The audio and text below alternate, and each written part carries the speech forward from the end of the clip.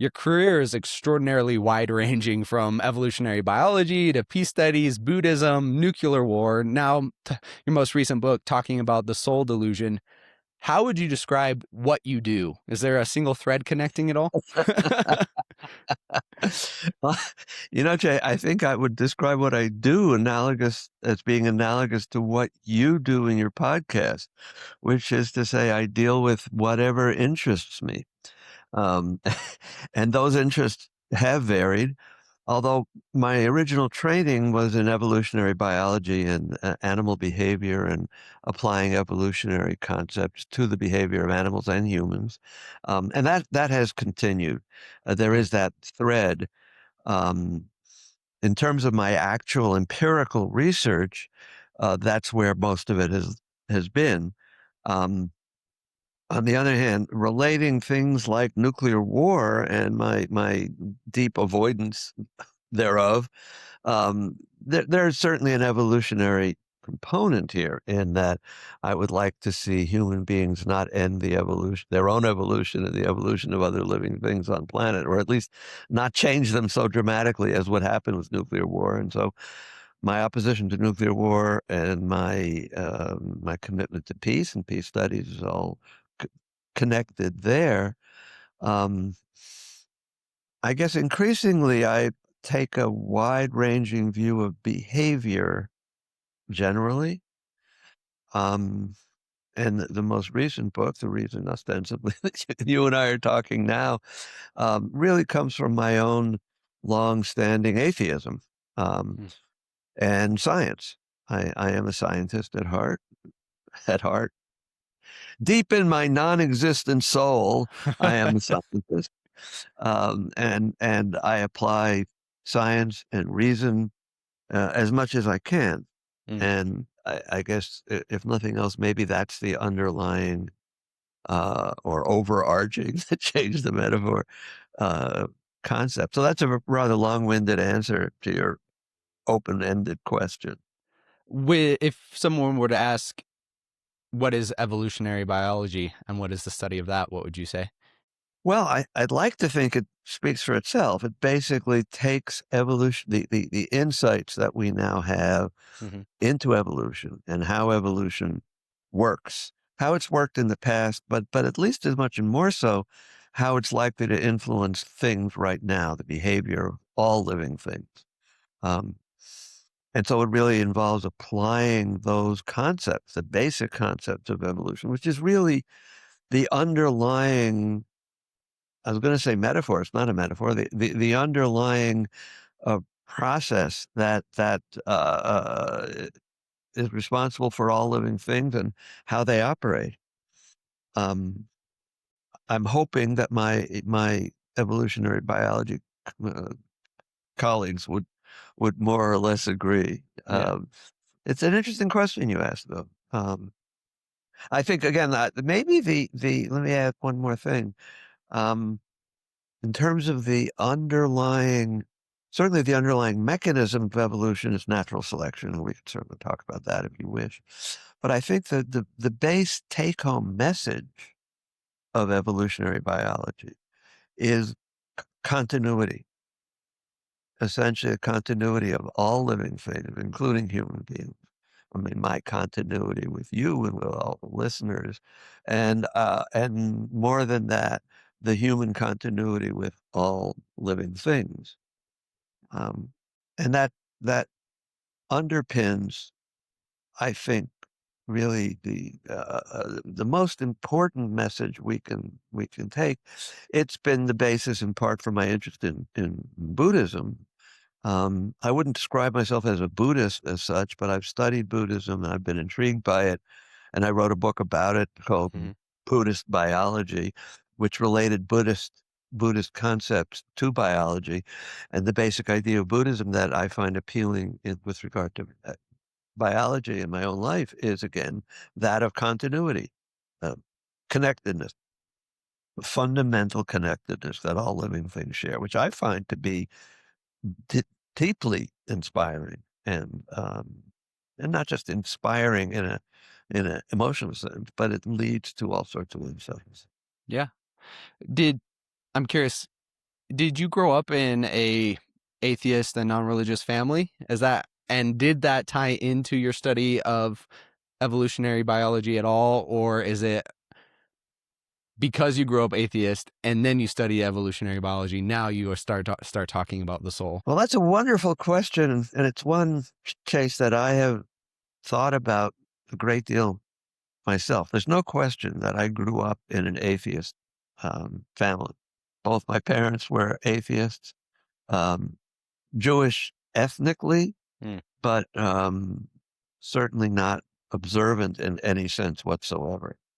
Um, I like chicken soup, you know, matzo ball soup and with chopped liver, and I've never been to a NASCAR race, you know, or a tractor pull, and I've only been drunk. Last time I was drunk was in 1969. There you go. So, I mean, I have many Jewish components, but they're all sort of a matter of ethnicity and sort of style. Hmm. But my parents were atheists, and that's raised a interesting question in my own life because I am following, in a sense, following that tradition, and in a way, I have, if anything, more respect. What about more respect? I have a great deal of respect for people who grew up in a religious tradition and then made a change to atheism. Um, and indeed, I have a almost comparable respect for people who grew up as atheists and made the change to religion. In that, because I can't help but think or ask myself, if I had grown up in a really orthodox Hindu society, Hindu family, or Muslim, or Christian, or Jewish, and then become an atheist, I would, in some sense, feel like I more legitimately came to that perspective. Hmm. As it is, I mean, I don't question my perspective. I am a militant, not just an atheist, but a militant atheist. I feel it very, very strongly. I'm a fundamentalist atheist, if you wish. I don't doubt that. But there is a part of me that wonders, would I be that if my family of origin was entirely different? Because you know, the great majority of people grow up being essentially whatever their religious orientation of their families had been. Hmm. Not that that's illegitimate, but in some sense, I can't help but think that it's more legitimate yet if one comes to a perspective independent of your family. Um, Actually, my good friend Richard Dawkins made a really good point quite a while ago. It's a controversial point. I mean, he's kind of probably the world's most prominent atheist these days, and an evolutionary biologist, of course, as well.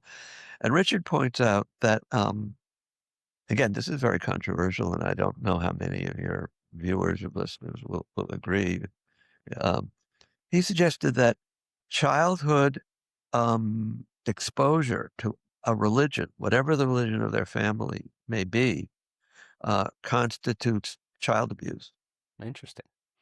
because children are so vulnerable, so susceptible to whatever influences they experience, that to expose them to one religious tradition is to abuse them essentially intellectually because or emotionally as well, because it predisposes them to whatever it is that their parents happen to believe, rather than giving them the opportunity to make their own choices once they reach the age of maturity. And I'm not sure what that age would be. But the notion, you know, because many people feel that not to expose your children, there are people who feel that not to expose your children to a religious tradition is a kind of child abuse. You're depriving them of a religious background, religious orientation. Whereas I think it's a much more cogent argument to say that to expose them to one and to push them in that direction is far more abusive than to allow them. I guess one option would be, I'm interrupting myself here, but one option would be, if you could, as a parent, expose your children to a variety of traditions, including atheism, without attempting to push them in one direction or another. Hmm. Uh, that's very difficult. And I don't know very many families that have been able to do that. Yeah, that would be hard to do because, I mean, if they're believing in a religion, they would that would be kind of an opposite of Right. what you'd want to be doing at that time. So I could imagine the only people to do that would be either a hyper aware, like atheist, or an agnostic, somebody who's kind of aware of that situation but doesn't want to present that to their children as a this is what you must believe or not believe. Yeah, and even then, let's imagine that one is a hyper-aware individual, and let's say an agnostic would be a good example, someone who doesn't believe in any one in particular, but who feels that there's and is open to a variety of options. How would you do that? Would you go to a Hindu temple one week, and then the next week a Buddhist one, and the week after that to, you know, a Jewish you know, comparable synagogue, and in your home you'd have to have all sorts of things, and you'd have, you'd have to be universally wise. You have to know about all these various religions and have all the various contacts Mm-hmm. available to you. I'm not sure how to actually do that, but I do think that to push a child in any one direction is unfortunate. And in that sense, I guess I would say I was pushed in one direction. My parents were atheists. They would have tolerated me. I remember at one point early in my sort of when I was a teenager, I read a whole bunch of books describing one religion or another, looking at ways of thinking, and they were very open to that. Certainly, to me doing that. But I was certainly always aware of their perspective, and it is one that I have adopted. Mm-hmm. If anything, I've gone further than my parents. My parents were atheists, but they didn't push it on anyone. I'm an atheist, and I am inclined to push it on people because I really do think it's the right way to think. So Yeah. that may I be upsetting to people. Yeah. I grew up in a very religious family and like a religious setting. I was born in Utah, so you can imagine the prominent religion over there is Oh, Mormonism and LDS. And then I moved to Southern Illinois at a young age, and I was raised out there. So I was raised in an LDS culture, but outside of Utah, it's very different. It's very different, kind of, because you have people that are more exposed to the real world than the people inside of the Utah area. They're only exposed to each other. Um, and then since then, I've stepped away from the religion. My wife, grew up and was raised in Utah, she stepped away from the religion as well, and I'm kind of like in this floating of between area where I'm like, I don't know if I want to do the work yet that I know is going to be involved with dissecting my own psyche and beliefs and what's going on. But talking to you and reading your book has kind of forced me along that path, as I'm also reading Sam Harris's like Waking Up. And I've been reading like multiple books along this path as well. yeah. I mean, I certainly hope that my book is not going to force you or anyone else, but I hope it does expose people to a perspective that many people have not yet Correct. experienced. I meant by force, I mean like I can no longer live in ignorance, like because like the wheels are turning. I've been subjected to this, and so my subconscious is now turning on these different ideas and beliefs. Right. Yeah. And among those beliefs that people take, uh, they take so seriously that they're hardly aware that they have it. Beyond their religion, whatever their religious tradition, whether Muslim or Jewish or various flavors of Christianity, the assumption of a soul is one that is really very deep-seated, and so much so that it is virtually never questioned or even talked about. People are willing increasingly to talk about God and the existence or non-existence of God. That's where atheism comes in, obviously. But often I find it fascinating that the assumption that we have a soul is one that almost goes deeper than the assumption of God. Hmm. That is, and then the assumption that God exists. People rarely question it. Um, and I guess that's one thing I'm trying to get people to do. Yeah. Do you think that just comes from humans' innate belief that we're special and different and unique in the universe, and that soul is that specialness? I think that's a very big part of it. And that, again, is related to evolutionary biology as well. Because one of the curious facts of reality that we have to face is that you know, if evolution is correct, and I really, that's like saying if gravity is correct, I mean, or if mathematics is correct. I mean, it is correct. There's just no question. Then we are connected to all living things. And so the argument that we have this thing, this magical supernatural thing, and no other living creatures have it, is really very, very hard to Mm-hmm. maintain. Actually, Do you think that there's going to be an awakening, a revolution, some kind of breach in thinking with the arise of AI and artificial intelligence? Because how can you hold those two ideas as we're special and unique, we have a soul, and then you have now this conscience, sentient, if you want to believe that, AI, what do you think is going to go along with that? well, that's a wonderful question, Chase. I mean, the only honest answer is I don't know, and I I don't think anyone else does either. But it's certainly about time for us to speculate and to think about it very seriously. I mean, the first step in that direction, I guess, the first question that most people raise is consciousness. Mm-hmm. Can these large language models be conscious? Are they conscious now?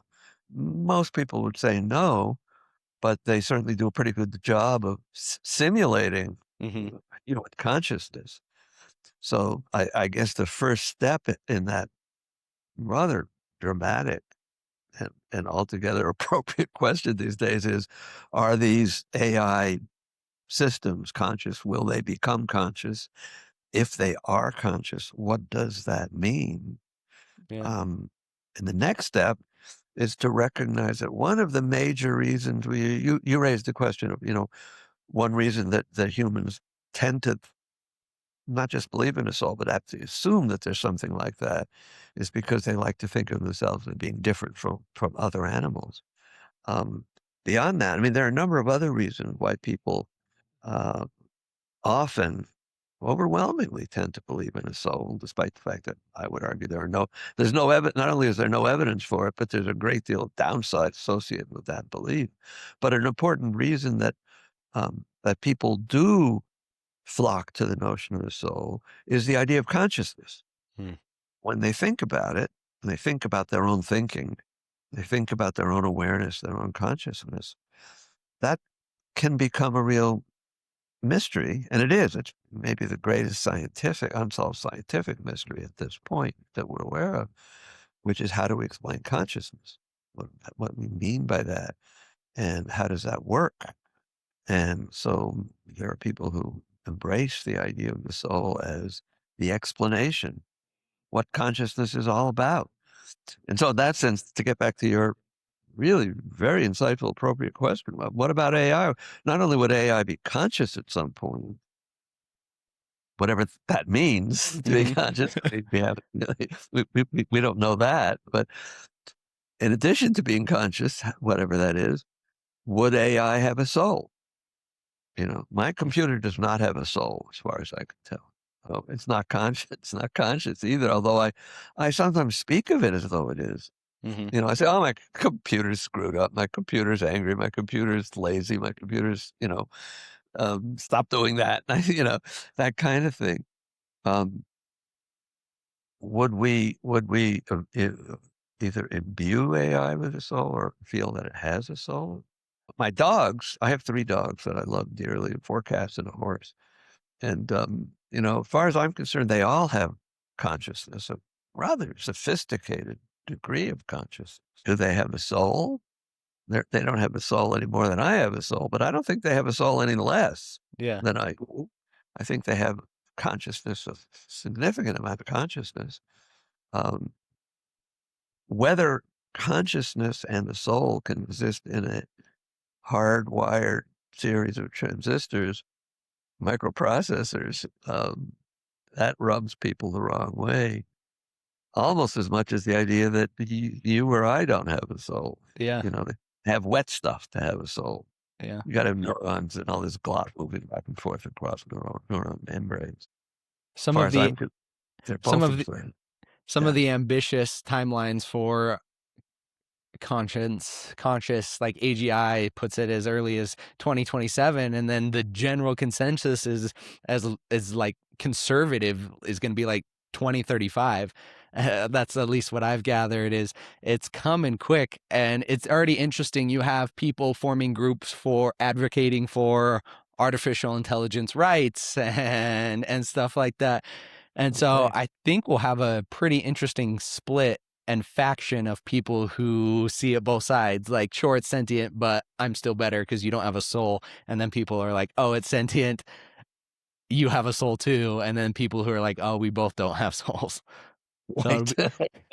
Right. Well, one of the arguments again that I make in the book that I feel very strongly about the downside of a soul. Most people don't think about. They may think most people don't think about whether or not they have a soul. They just assume that they do, mm-hmm. or whatever that. But although they don't interrogate what that actually means. But one of the real downsides you talked about just now, well, they are some AI device say, well, it may be conscious in some sense, but it doesn't have a soul, and hence we can maltreat it or whatever. But one of the real downsides that exists right now and has existed historically of belief in a soul is that overwhelmingly the assumption has been that human beings have it and they don't. They meaning animals. Mm-hmm. And that has given us essentially our marching orders for a long time to, in my view, really mistreat other members of the living community because they don't have a soul. Yeah.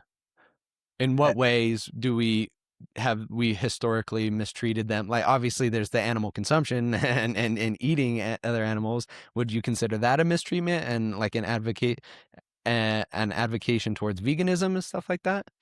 Well, my wife and I have attempted to be vegetarian. We've never gone so far as being vegans.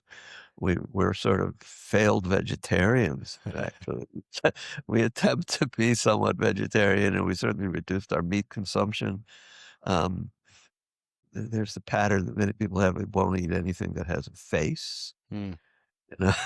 So it's okay to eat clams and mussels and some sort of fish maybe, but no mammals. Um, we do occasionally eat mammal meat.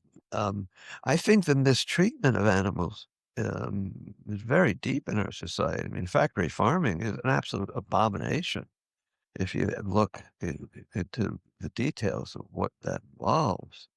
And there have been efforts increasingly in my state of California now, there have been efforts to control that and establish some degree of humane treatment of all animals. But the inhumanity with which we as human beings treated animals go very, very far back. The assumption again that we're all chips off the old block of God, and that chip lies particularly in our soul. They ain't got it. We do. We have dominion over them because we're special and they're not. mm, Um, the one who historically was most responsible for this actually is not that long ago in human history, which is Descartes. Rene Descartes was a brilliant mathematician and thinker in many ways, but he also was absolutely determined that human beings are unique. We differ from other animals in that we have consciousness. He's talked a bit about the soul, but mostly consciousness. mm, But many people equate consciousness and the soul. And for Descartes, we got it, they don't, and animals are mere automatons. And he actually, this is really despicable, he actually committed vivisection. He was a researcher in anatomy and physiology as well as a mathematician and philosopher. He committed vivisection on dogs. And he would open up live dogs without, they didn't have anesthetic at that point. yeah. And their squeals and horrible noises simply was to him an automatic thing, like if you rubbed one rock against a metal and you get a squeal. That was the analogy he used.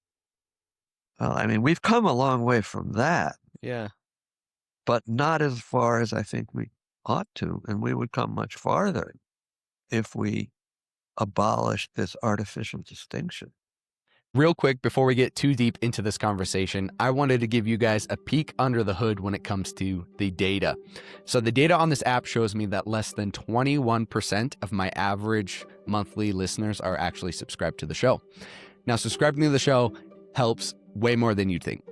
It helps the show get pushed out to more people. It helps the show grow. It helps me get more guests. It helps improve the quality. So if you guys like listening to me, and more importantly, like listening to the guests that I'm bringing on, do me a quick favor, hit the subscribe button right here on this app, and we will continue to grow the show bigger and better with each and every episode. Thank you so much. Do you think that for the example that you used, that it's the type of person that he is, and he just used the excuse of we have a soul and they don't as the vessel, but had he not thought of that, he would have used a different vessel? Because a part of me thinks that some people, like, if you believe that you have a soul and it's a chip off the block of God, you would hope that people would see that as a calling to be better. Like, I need to treat this better than treat them as less. Like, I know I have a sense of morality. I have a sense of this goodness in me, and it calls me to be more moral as opposed to use it as an excuse to treat them as less than. I would hope so, for sure. I don't recall. I mean, my reading of Descartes has been superficial as philosophy goes. I don't recall Descartes writing very much specifically, maybe not anything, about human morality as such, and how, I mean, he ostensibly was religious, although his religion was somewhat abnormal, I guess, by traditional standards of the time, and even now. And certainly that, you raise one of the very positive aspects of religion for many people, which is those people who take that aspect of religion that speaks to kindness and love as the fundamental quality that we should act upon. And that's quite lovely. So in that sense, the notion of a shared soul between you and me, among all people and all living things, would be a very positive development. My point there, my only criticism, and I would welcome that. I would very much welcome that perspective. I think we desperately need it. Given, frankly, the amount of abuse that goes on, not just of animals, but human beings abusing other human beings. I mean, we see this now in the United States. I'm not shy about my politics. I think the Trump administration has been absolutely abominable in the behavior that it has developed and encouraged relative to other human, intolerable. I think, although I would support the notion very much of a kindness and gentility and love among living things, and if people wanted to talk about it because we all have a soul, that's fine. But I think it's worth noting that many people use the word soul in a way that's very different from what I am critiquing in my book. Hmm. I mean, my book was, I'm not supposed, I don't want to advertise the book all that much, but it's called The Soul Delusion, because I think there is a series of delusions associated with the belief in the soul. But the notion of using the idea, the concept, the verbalism of soul to mean anything we feel deeply about, this touches my soul. That's fine. That means it touches me deeply. Hmm. I feel we have a shared soul. People say that between other people, or a soulmate, for instance, or partner, or living things.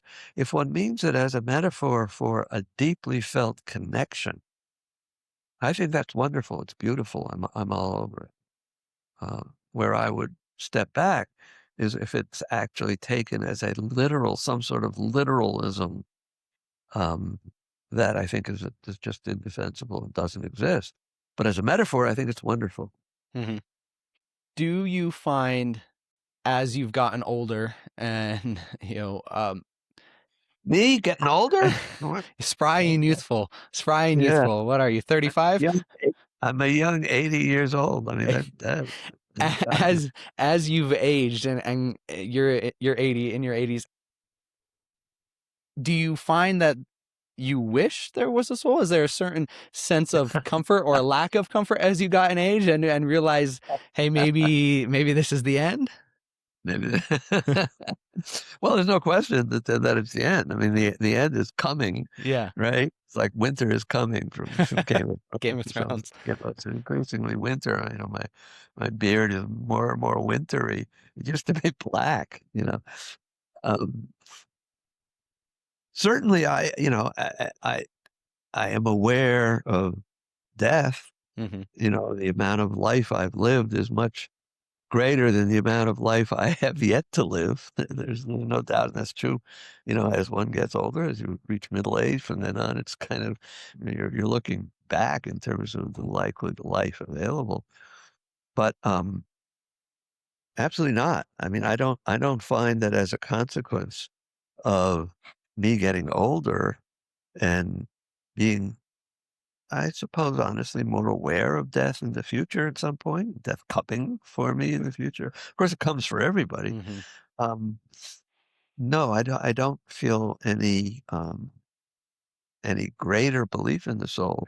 But I think that does, again, like so many of your questions, Chase, that raises a really interesting point, which has to do with one of the really attractive features for many people about the notion of soul, when they think about it more than just using it as a verbalism, is the notion of after death. You know, the idea that the belief that sort of desperate belief for many people that after they die, they won't really be dead. There won't be the end. Things will go on. What will go on? My soul. I mean, your Hmm. body doesn't go on. We all know that.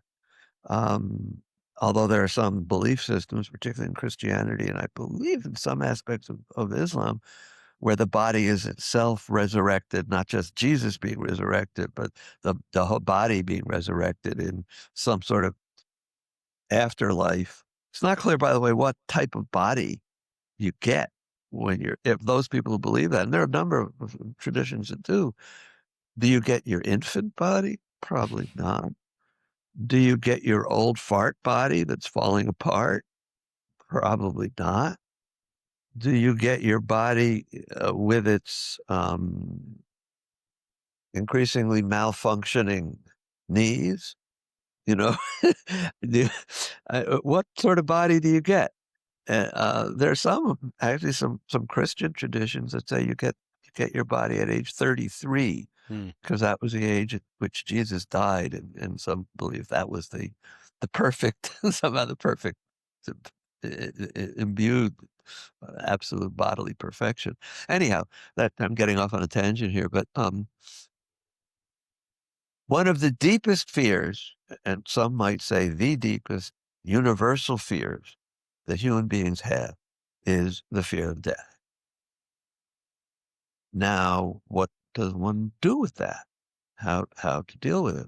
Well, the answer, very widespread answer is when your body dies, some part of you does not, Hmm. your consciousness. And for many people, of course, that is equivalent to your soul. So your soul goes on, your body disappears, is destroyed, whatever. But there's a part of you, how shall I put it? The deepest part, the most real part, the part, I have had trouble with my knee. I had a knee replacement a couple of years ago, but that wasn't me. I was still me after my knee was replaced with a mechanical device. I still walk around, I even run, bicycle, whatever. And I was not, I did not reside in my knee. Hmm. Okay. But I do reside in my consciousness and for many in my soul. And so the reassuring part for many people is when you die, your soul will go somewhere else.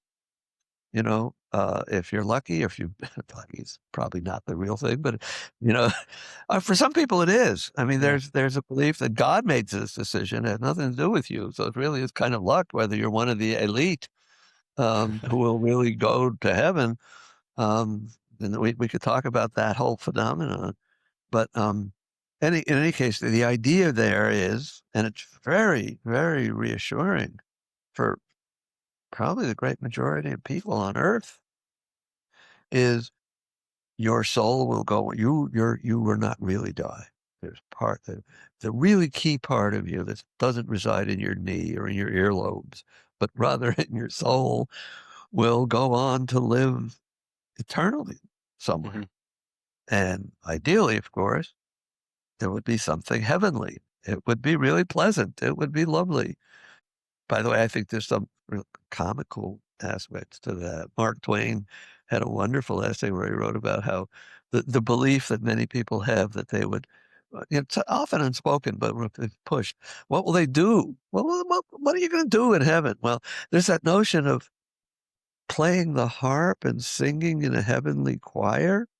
People who've never sung in a choir, don't want to, never played a musical instrument, and they're going to spend eternity doing that or sitting at the feet of God and adoring God. That's a hell of a way to spend eternity. It sounds really tedious. It sounds like hell to me. But, what's going to happen? And then there's the Islamic view. It's caricatured in the West of, for men particularly, because men are the ones who really count in Islam more than women. They could be surrounded by all the virgins who are, sort of desperate for your attention, or you'll eat grapes, peeled grapes, or whatever it is. I mean, drink from fresh water springs. Of course, if you're a religion that developed in the desert, that's a heaven. In any case, again, I'm running off here. My soul is getting carried away. The prospect that one option you die is you go to heaven, and then of course the other option for many religious traditions, not all, but for many religious traditions, is you go to the other place, to hell. Interestingly, Judaism has made very little of either heaven or hell. It's just not something that's discussed very much. Okay. In Christianity, most aspects of Christianity and Islam, both heaven and hell are really important. And I think, and the notion that you could go to hell for any number of reasons, eternal torment for religious traditions that ostensibly believe in love, is inconceivable to me how those two work together. And I think that's one of if an upside of believing in a soul that grants some sort of eternal life, the upside is some sort of eternal pleasures, whatever they may be. The downside of hell is at least as bad as the upside. The upside may be reassuring. The fear, the torment here in this earth, this world while alive, that so many people feel, because they feel they've transgressed in one way or another, and they're going to go to hell. The horrifying notion. I mean, we talked earlier about child abuse, and there are, a number of situations where children are exposed to these so-called kinetic lectures from religious leaders about how they're going to go to torment unless they do this, that, or the other, and the hurt that generates is enormous. Something that people like myself who have never really experienced that have a hard time understanding, but we know it's there. Yeah. I never really experienced the hurt from the belief growing up in a hell and in a heaven. But what I did notice, I mean, in the LDS religion, obviously there's a strong push against like drinking alcohol and tattoos and things like that, which has since changed, which is another thing that I have a problem with religion is like, if it's true, it has to be true all the time. You can't pick and choose and change. But that really affected me growing up, like looking at people through this lens of what should be done in terms of what they drink and how they choose to place tattoos on their body and things like that. That really, and like cursing and using foul, like all of that really affected me growing up. And it took me a long time. I just turned 29 this month, and it took me a long time to change that like initial view on people. Like it's pretty unfortunate that that is the case for most religions, is that they have you believe these certain things, that this is the right way to do it and the wrong way to do it, and how heavily that influences your initial impulses and how you view people. Yeah. Well, that's a really interesting point. By the way, with regard to the notion of change, and we could talk about that just a sidebar here, is that science changes all the time, Hmm. and religion ostensibly does not. Although it certainly changes, in the margins, as you mentioned, LDS and alcohol being acceptable under some circumstances, and blah blah blah. But science is often sometimes been criticized by people who give it a theological underpinning and say, well, if this you said this is true, and now you got some more. Now you're changing your mind. Well, we do change our mind. Scientists, we change all the time because that's what science is. We look into the world, try to understand it. We are fallible creatures, and as we learn more, we change our views. Whereas, by contrast, for some of the fundamental belief systems of religions really don't change. I mean, you can have LDS changing whether you can drink or not on occasion, or any number of little modifications. The Catholic Church has accepted evolution not too long ago from the dictates of one of the popes, but it still doesn't accept that human beings are intimately connected to animals, and that we have a soul again, and they don't. Um, but to get back to your earlier point, um, Chase, I think even a fundamentalist atheist like myself can recognize many of the benefits that religion has conveyed. I think on balance, religion has done more harm than good. However, there are benefits, and one of them is the evidence that in many ways, belief in at least most religions, it seems, attempts to induce people to behave better. And I don't know how many alcoholics there were among. I would bet fewer than in other religious traditions where alcohol was not prohibited. Hmm. Uh, I think small amount of alcohol just fine, but large amounts can be really hurtful. We know that. And so insofar as that religion has, I think, I don't have any data on this, but I would bet has reduced alcoholism among its constituents, that's a good thing. Yeah. And also even the idea of love, I mean, Christianity supposedly overtly recognizes and do tries to induce people to behave in a loving way. There's lots of examples, obviously, where that has happened, and where, in fact, Christianity has in murder, as have other religious traditions. So there's a good and bad in so many things, Mm. uh, as there is in belief in the soul. I just believe that I maintain um, that the negative outweighs the positive. Do you think that, like you said, religion tends to have a sway on people to change, to act better and be kinder, at least at the lowest level, the individuals of religion? As you go up and then look at organized religions as a whole and look past in the history, that tends not to be the case. There tends to be wars and justifications for bloodshed and battle and things like that. But could the argument be made, and I'm with maintaining the belief that you have no soul, could go one of two ways. For you, it clearly, I believe it has allowed you to appreciate and enjoy your life a little bit more. Like, this is fleeting. I need to enjoy it and enjoy my time here. Could people, just like we were talking about Descartes, use that as a justification, be like, well, if it doesn't matter, let me just try to conquer and have and take as much as I can, because there's no cosmic karmic consequences to this. Yeah, well, I think it's an argument that many people have used, that somehow in the absence of belief in a soul, the absence of the belief that there will be punishment for misbehavior, eternal damnation, let's say, in significant case, that one is free then to go about doing all sorts of terrible things. Um, kind of It's the zombie, Mm. almost a zombie notion that zombies what is a zombie? A zombie doesn't have a soul, and they drink your blood and eat your brains or whatever it is, and they kill because they have no consciousness, they have no soul. And that has been an argument in favor of many of these religious traditions that involve the soul. The evidence, on the other hand, is not that way at all. There is no evidence that atheists, for instance, behave in any way worse than believers. You know, I don't feel that because I don't have a soul that I'm free to go about killing people and uh, behaving obnoxiously. Quite the opposite, I think. Like I said, I believe that I'm connected to all living things in a very deep biological sense. Evolutionary biology has any number of explanations for why people behave in general in a pretty good way. Most people don't attack each other, don't behave in a violent. Most people are not rapists. Most people are murderers.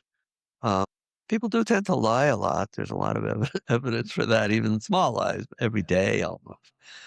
But there are many factors in our evolutionary biology that induce us to behave benevolently. One of them is what's called kin selection, maximizing inclusive fitness, and is behaving in a altruistic way toward others, to some extent in proportion as we share genes with them. But in larger societies, that tends to be expanded. There's reciprocity. It tends to behave nice to someone with the hope and expectation that they will behave nicely to you. The love of a spouse, for instance, the love for a spouse does require religion, doesn't require a soul. Love for one's children. Um, we also recognize outside of evolution as such, there are any number, although it's not really outside of it, is social pressures that, independent of religion, to tell us we should behave well toward each other, in part because of police and other factors that restrain behavior that would otherwise be unacceptable. But there's a lot of evidence now that human beings don't need religion to behave nicely to each other. And indeed, religion, as you just said, has often underpinned a whole lot of really abominable behaviors. On balance, I'm not sure that religion has made us behave any better than we would otherwise. It's hard to know statistically, obviously, because what we have is wars of religion. There are relatively few wars of atheism. I think atheists are quite capable of going to war and being. But the notion that we somehow need religion and that because otherwise we would behave in a brutal, savage way toward each other, I don't believe that for a minute. Just a philosophical, historical thing. If you look at, I raised the issue of Descartes. There's also, of course, Thomas Hobbes, a couple hundred years ago, who maintained that human beings in their natural state, that their lives tend to be nasty, poor, brutish, and short. And I mean, he was very pessimistic. But he said that the answer to that is what he called the Leviathan, which is to say a state that maintained order and that people signed on to because it maintained order. It wasn't religiously based. It was secular authority. And he was writing this in England in the mid-17th century. Anyhow, it's a complicated issue. Yeah. And it is, and you did raise an important point. It is one point that many people feel that if they somehow feel they don't have a soul, that they're going to go about behaving abominably. I don't think there's any reason to think that's true. I think most people, if you took away religion instantly and like just erased it from their minds, most people would continue to behave the same way that they're behaving now. I was simply trying to make the point, and the point could be argued either way, and historically it has been. If you have religion, you can argue God wants us to go to war, God wants us to conquer this, we need to spread our religion. But on the flip side, if you don't have religion, you could also have the atheist who argues, hey, it doesn't matter anyway. Like, there's nothing after this. Let's go take that. Let's have a better life. And so I don't think it's a net balance either way. I think it's if a person wants to conquer, they will find a way to project the reasons why regardless. Well said. Yes. Yes. And if they're inclined to follow the better angels of their nature, which is another thing, the soul, they would do that regardless, that they don't necessarily need to be looking over their shoulder at the afterlife in order to justify their behaviors. That's happening there. I'm curious. Obviously, we've been talking about the detriments of believing in a soul and a religion and the negative impacts that you can have.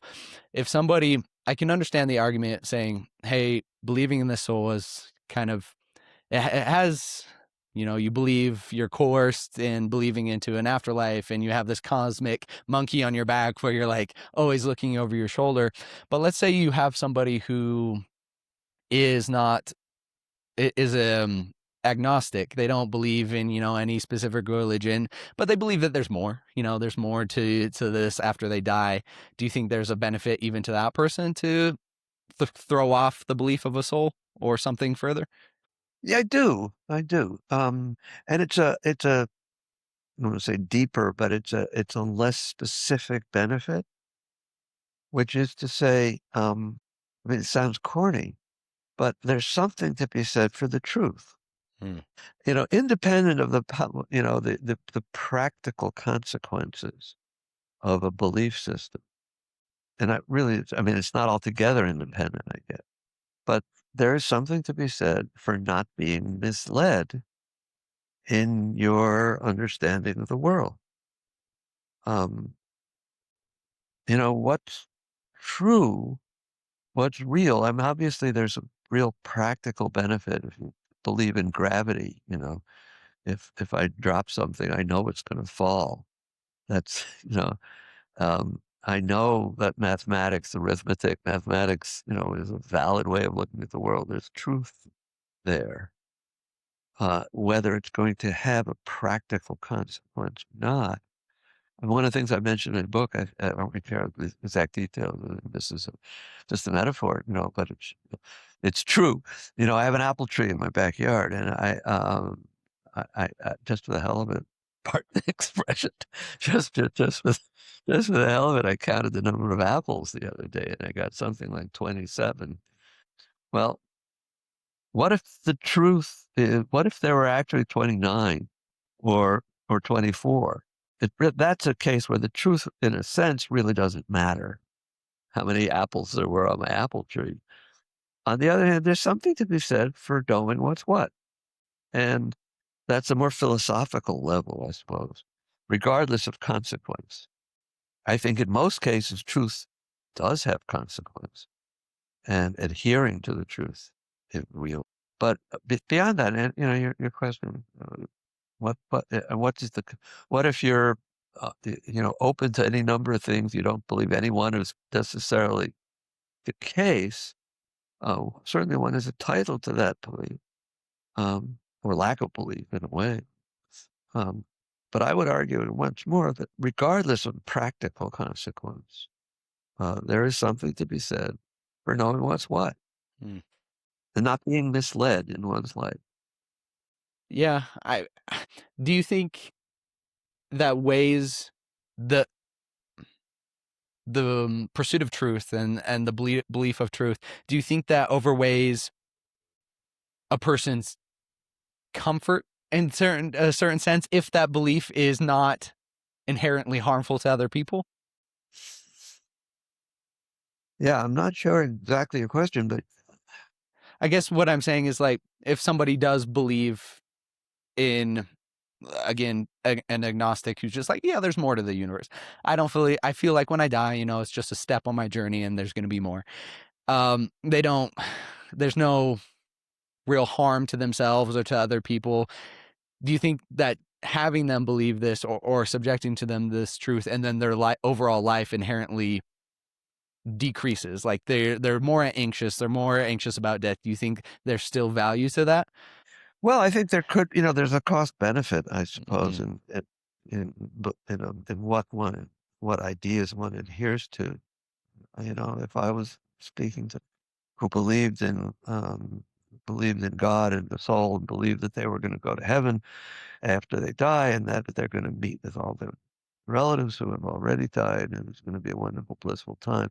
I don't think it would be appropriate for me to argue against that. No, they're entitled to their beliefs, and if the belief gives them some comfort, by all means, as long as you're not hurting others by virtue of that, sure. Um,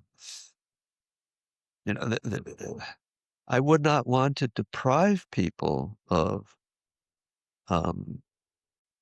whatever comfort and satisfaction they get from believing in the soul.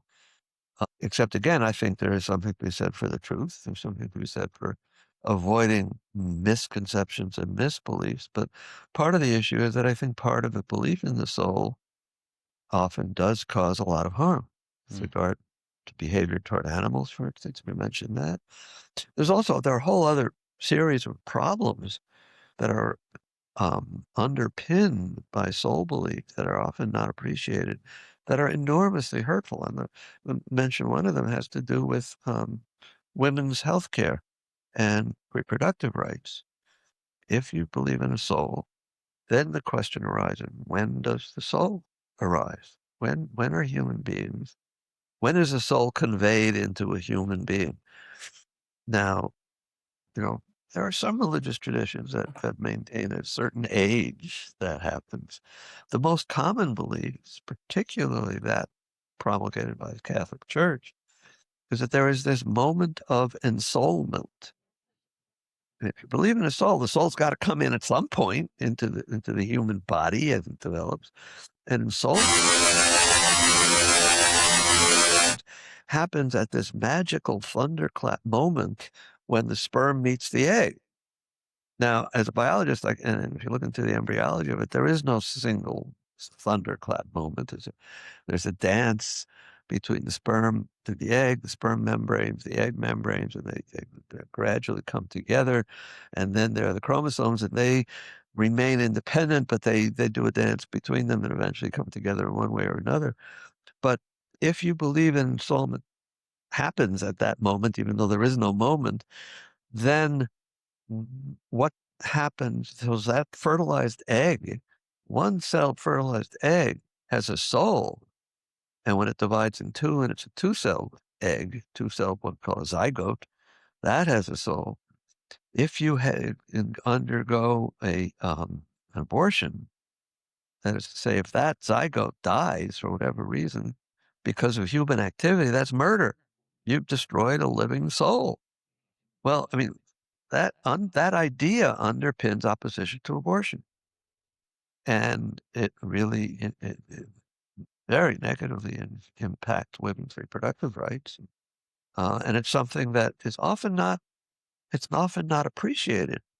The extent to which anti-abortion movements, which have become so powerful in the United States and elsewhere, are underpinned by belief in the soul, and anti-abortion is sort of taken for granted by those who either believe it or oppose it, but they often don't understand what the underlying cause of that belief system is.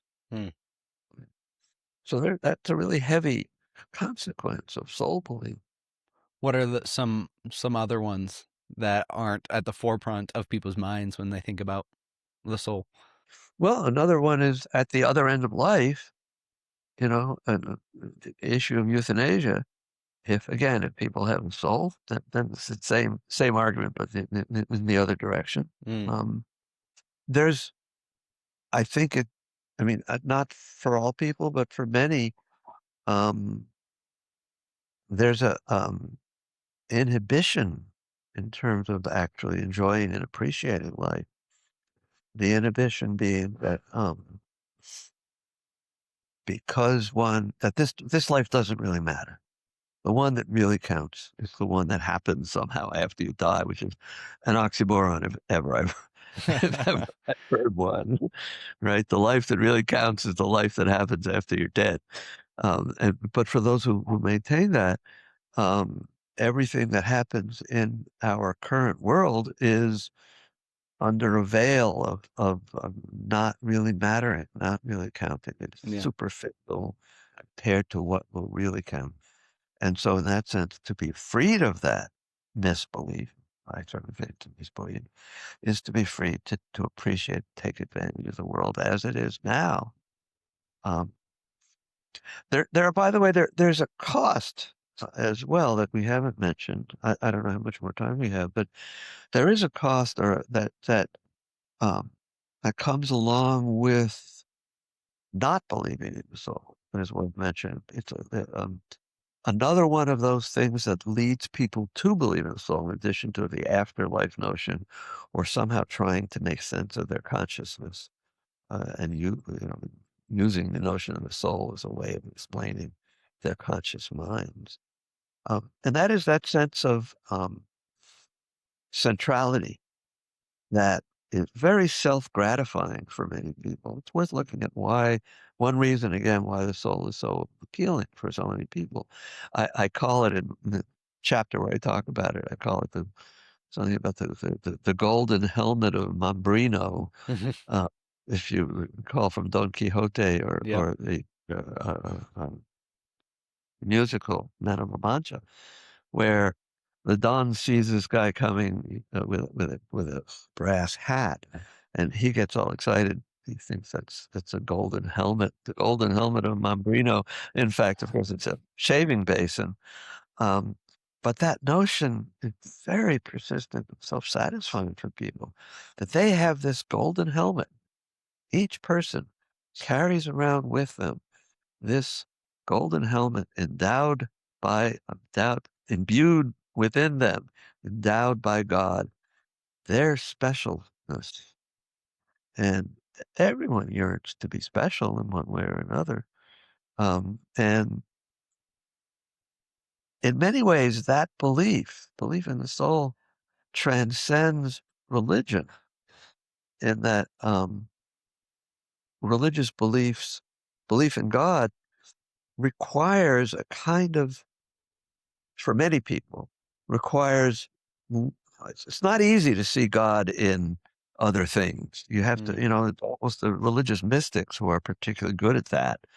But religions often work very hard to generate uh, a belief in God, to reinforce it. Huge temples and mosques and churches and, very impressive, very beautiful ones often. Purpose is to constantly remind, or in Christianity, the crucifix, is particularly prominent. Judaism, Star of David, and all this. Um, remind people of God, because otherwise it doesn't happen very much. Okay. Um, whereas the soul, we all carry around our own consciousness Hmm. and our own self-awareness, and we meet the world as ourselves. And we don't need a church or a crucifix or anything for that to happen, because we all have it. We all have our own golden helmet of Mambrino. And it is a wonderfully gratifying thing for many people. And it's worth recognizing that, even, as I criticize the idea, because I think it's absolute bullshit. None of, which I hope I can say that on You your can say whatever you want. All right. Well, I think it's bullshit. Nonetheless, it's gratifying bullshit for many people, not just because of, the hope that they'll go to heaven afterward, but because it's themselves. They've got it. They've got it. And it's a great equalizer as well. Yeah. They have it. You have it. The president, the king and emperor has it, but it's no different for them than it is for you. And in that sense, it's very gratifying. So You that's a real mentioned, plus for many people. Sorry. I was gonna say, you mentioned like the belief in the soul also has the effect of this life doesn't matter, the next one does, and so people are living for the next life. I wonder how much of that is also perpetuated by youth. Like I said, I just turned 29, and so part of me, I turned 29 a couple weeks ago, and I was writing an email to my sisters, and I was like, part of me doesn't believe I'll actually be 30 ever. Like I never, even though it's a year away, like I don't actually believe that my death is going to come yet, that I'm aging, that my youth is coming. Like I still have so much more life. And I wonder how much of that is perpetuated just by youth. Is like we say, like the next life is the one that matter, but also this life doesn't seems matters less because we don't actually believe we're ever going to get to that next life. We're never going to actually die. Yeah, well, that's right. That's right, and an illusion that it's a very comforting illusion. Yeah. You know, Freud made much of that, but that how many people actually go about thinking about their death all the time, Mm, or even often. How often in one's life? I mean, I'm 80. My amount of future life is obvious, assuming you don't get hit by a truck or some, fingers bad crossed. thing. Yeah, right. That you have much more future life than I do, and yet I don't spend very much time thinking about my eventual death. Um, and in that sense, I think youth is really is an important component. That notion that people are almost immortal, it leads to to some extent, the willingness of many people to go to war with the expectation that they're not going to die, Yep. you know, or if they do, their soul will go to heaven. So that's okay. As I was doing research with you, you wrote about nuclear danger and things like that. You also wrote a book that is credited with influencing Gorbachev's thinking on nuclear war. Yeah. How did you find out about that, and what did that make you feel? Oh, find out. Yeah. Well, it's a complicated story. I'll try to simplify it. But this is a book that I wrote with my wife called The Caveman and the Bomb, in which we made the argument that one of the reasons that we have we, the human beings, so much difficulty dealing with nuclear weapons in a rational, appropriate way, which is to say, get rid of the goddamn thing, is that we carry with us many aspects of what we call a sort of Neanderthal mentality, um, whereby we tend to treat nuclear weapons like any other weapon, like Mm, a great big club or something, where it's qualitatively different. So we wrote this book, Caveman in the Bomb, and it came out in 1985. My wife is a physician, and she's been very active in a group called Physicians for Social Responsibility, which still is, a group of anti-nuclear doctors.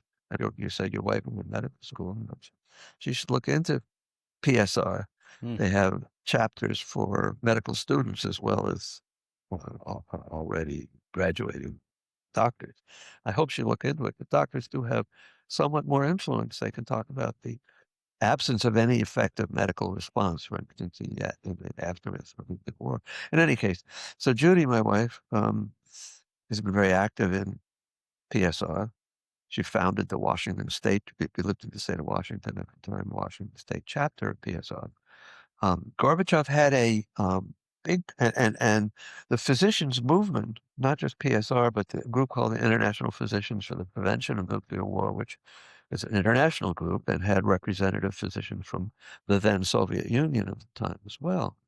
Um, and under the influence in part of those organizations, Gorbachev held a really large convention, essentially, in 1986, the year after our book came out.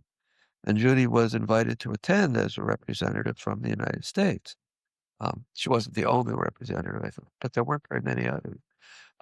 So she went to Moscow for that meeting and brought along a copy of our book and gave it to Gorbachev.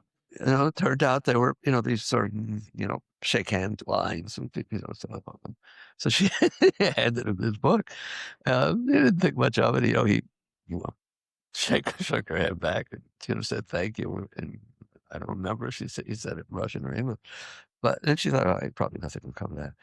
So subsequently, it was maybe a year later, um, we learned through another member of PSR, the physicians group, that he had been contacted by, I'm trying to remember, the name escapes me. He was a major chair of one of the Soviet international advisory groups. In fact, their major international advisory group, who asked about this. Someone from the physician group wrote a book called Nuclear, nuclear Cavemen and Nuclear Weapons or something. He didn't know the exact title, but and he mentioned he wanted to know who had written that. Apparently, somehow it wasn't obvious. Commented on that and said that Gorbachev had gotten that book, had had it translated into Russian, and that it significantly influenced his thinking about nuclear weapons. And we were thinking at the time, my God, I couldn't imagine if a Russian had written a comparable book and given it to Reagan, that Reagan would have had it translated into English and read it, or that Trump would read something. Trump doesn't read books at all. He barely reads at all. He watches television. But apparently, that's what he does. That's his main source of information. Apparently, Gorbachev had this book translated. And according at least to, I'm really frustrated that I can't remember the name of this Russian advisor. Anyhow, it did have real influence. And my wife Judith and I have thought that, of all our books, I mean, this didn't sell very many copies actually, but it was nominated for some awards or other. But, that regardless of the sales, that may have been our most important book Yeah. by far, if it really did influence Gorbachev in any way. That's amazing. That's an amazing story. I recently read Toby Ord's book, The Precipice. He's Don't, he lives in the UK, but the book The Precipice is about what are the most likely events that would cause the extinction of humanity or permanently cap our ability to improve into the future. And he has a whole list of things like malaligned AI to solar events to nuclear war and things like that. And he talked about how like nuclear war is one of, and this was written in, I want to say like 2018. So I'm very, he wrote nuclear war as one of the most likely occurrences that could cause the end or the permanent alteration of human history within like the next 100 years. Like we need to survive and get through this. And he wrote that in 2018. And so I'm very curious his thoughts and your thoughts now. Like it seems like now is the most uncertain time, at least the past 4 years since you wrote your book all the way back in the Cold War.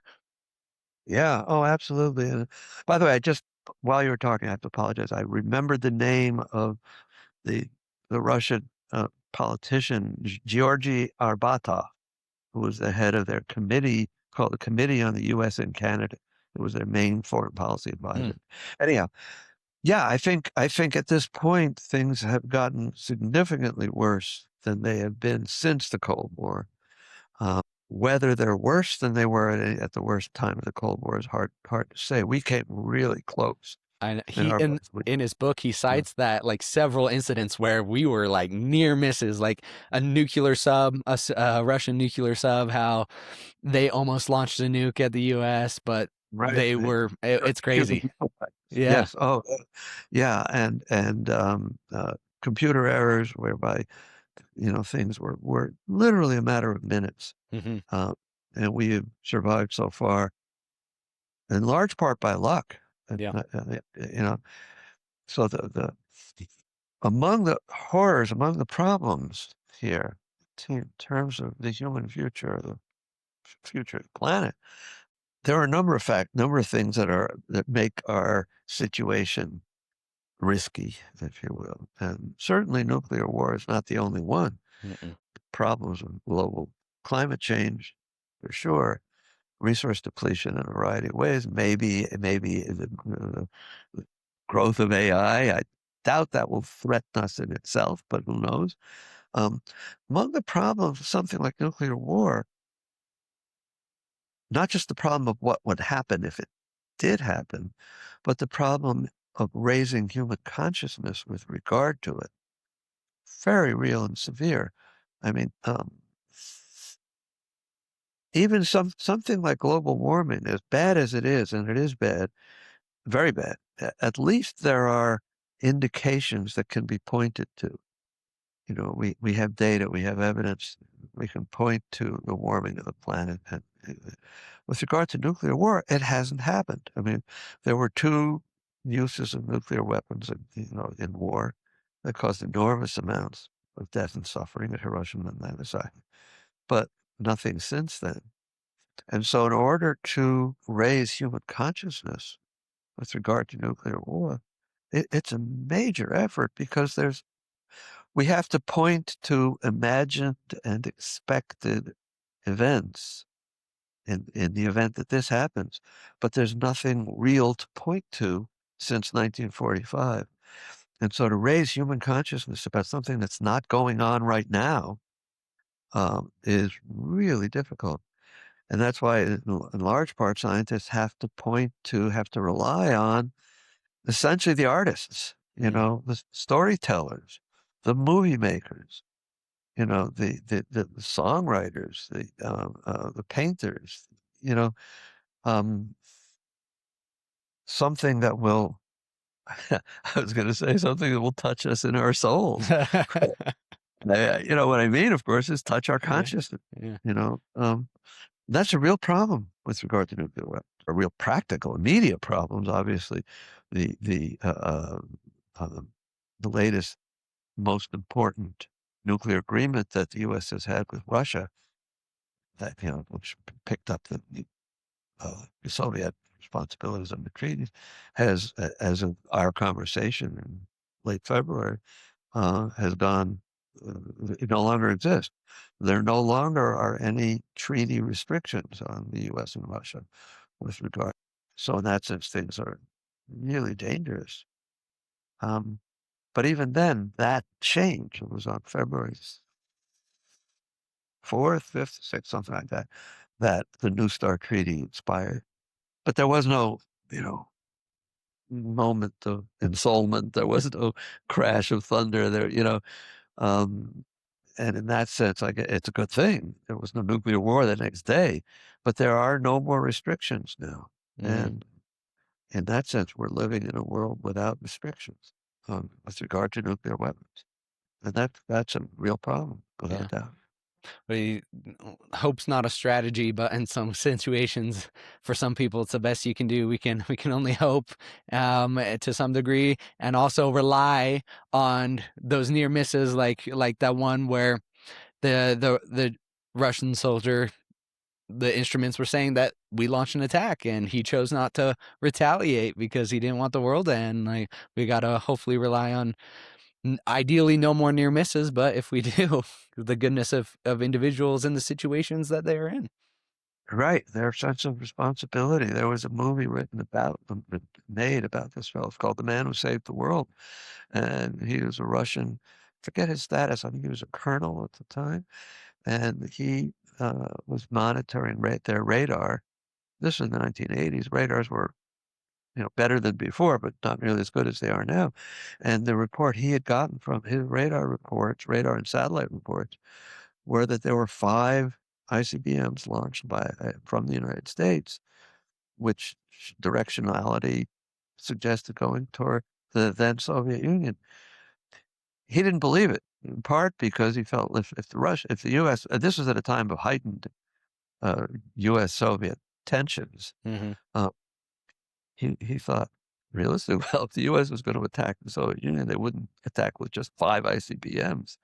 And so he didn't believe it in that sense, and he was aware of the likelihood of error, and so he did not convey that information up above, thinking that who knows what would happen if mm, they got it. So he took a real chance. He violated protocol, and he was punished as a result. He was made to retire early, apparently, and blah blah blah. He wasn't sent to prison. But you're absolutely right. I mean, there's a case where it was really a function of that one person's civic mindedness, if you will, his humanity, um, that may well have prevented nuclear war. Um, and in other cases, it was just pure dumb luck. yeah, There were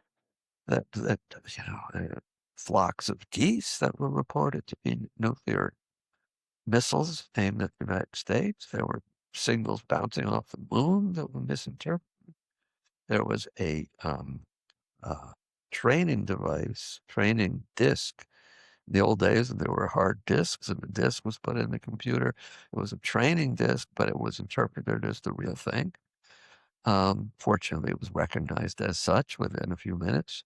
But, those things happen as long as human beings have the ability I mean, the argument is that human beings have never invented a weapon that they haven't used. Hmm. Um, Well, David, I really appreciate your time in this conversation. I have a tradition where I ask the guest two last closing questions. The first being, who do you think I should speak to next and why? And then the second is, what's a book that you would most recommend for me to read? And for authors, I always say two. Give me your most recent book and then give me a different book.